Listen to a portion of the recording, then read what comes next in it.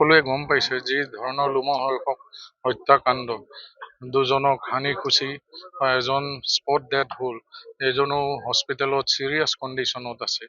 তো এনেকুৱা ধৰণৰ ক্ৰিমিনেল খুব কমহে থকা যায়। আজিও আমি যেতিয়া তেওঁক বিচাৰি তেওঁক ধৰা হ'ল, তাৰপিছত আমি তেওঁ লুকুৱাই থোৱা ৱেপনটো দাখন বিচাৰি তেওঁক লিড কৰা হ'ল। তেওঁ যেতিয়া আমাক লিড কৰি আছিল তেতিয়াও তেওঁ আমাৰ পৰা বন্দুক স্নেচ কৰি আমাৰ ওপৰতে ফায়াৰ কৰি পলাবৰ কাৰণে চেষ্টা কৰিছিল, কিন্তু আমাৰ পুলিচে ইন ৰিটালিয়েশ্যন ফায়াৰ কৰোঁতে তেওঁ বুকুত গুলি এটা লাগে আৰু তেওঁক এতিয়া হস্পিটেলত আনি থকা হৈছে। সেইটো হস্পিটেল আহি পালে গম পাম আমি। হয়, আহি আছে। ফায়াৰো কৰিছে, আমাৰ প্ৰায় 4 ৰাউণ্ড মান ফায়াৰ কৰিছে পুলিচৰ ওপৰত।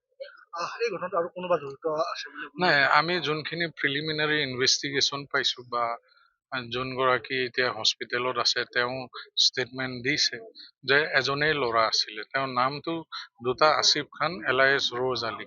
গতিকে সেইটোতে অলপ সংবাদ মাধ্যমতো কনফিউজন হৈ আছে যে দুজন মানুহ, কিন্তু প্ৰকৃততে এজনেই আছিলে। সেইটো কোনো মানে, কাৰণ তেওঁলোকে আমাক যোনটো দেখা সাক্ষী ছোৱালীগৰাকীয়ে কৈছে অকলে আহিছে। ৰাইজক আমাৰ এটাই আহ্বান যে ৰাইজো সতৰ্ক হৈ থাকিব লাগিব, যিহেতুকে আমাৰ পুলিচৰ লিমিটেড ৰিচৰ্চেছ আছে। মোৰ এটাই অনুৰোধ, সকলো গাঁৱত বা নিজৰ নিজৰ পহৰা ছিষ্টেম কৰক, বা অকল এনেকুৱা ধৰণৰ ক্ৰাইমে নহয়, গৰু ছাগলীৰ পৰা বিভিন্ন ধৰণৰ চুৰি ডকাইত বা তেনেকুৱা ঘটনা ঘটি আছে। গাঁৱৰ মানুহ যদি নিজে সতৰ্ক থাকে বা কোনোবাই যদি VDP হিচাপে গঠন কৰিব বিচাৰে সেইটোতো আমি সহায় কৰি দিম, কিন্তু গাঁৱে গাঁৱে নিজৰ গাঁওখনৰ পহৰা দিলেহে মই ভাবোঁ আমাৰ সমাজখন ভালে থাকিব বা এই ক্ৰাইমবিলাক কমিব। খুব মেধাৱী ছাত্ৰ, অমায়িক ছাত্ৰ, আৰু সন্ধিয়াৰ সময় নলবাৰী ৰাজপথত নিঃসংগভাৱে হত্যা কৰাটো আমি কেতিয়াও মানি ল'ব নোৱাৰোঁ আৰু সহ্য কৰিব নোৱাৰোঁ।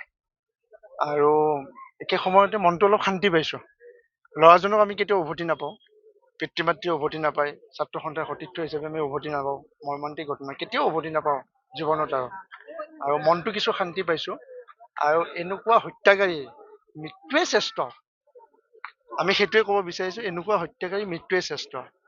আমি ভাবোঁ মাধুৰ্যৰ আত্মাই অলপ হ'লেও শান্তি লাভ কৰিব।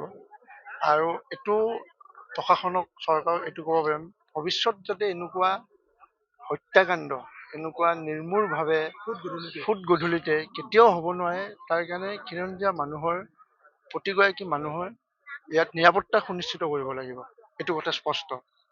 আৰু হত্যাকাৰীক শাস্তি পাবই লাগিব, সেইটো আমি কৈ আহিছোঁ। মাধুৰ্যৰ আত্মাই শান্তি লাভ কৰক, ভগৱানৰ ওচৰত প্ৰাৰ্থনা জনাইছোঁ। আৰু মনটো কিছু শান্তি পাইছোঁ অলপ হ'লেও, কিন্তু আমি আকৌ মাধুৰ্যক উভতাই নাপাওঁ। সেই বেদনা, সেই মৰ্মান্তিক, সেই দুখ হৃদয়ত মৃত্যুলৈকে আমাৰ থাকিব ছাত্ৰ সন্থাৰ প্ৰতিটো পৰিয়ালৰ পিতৃ মাতৃ।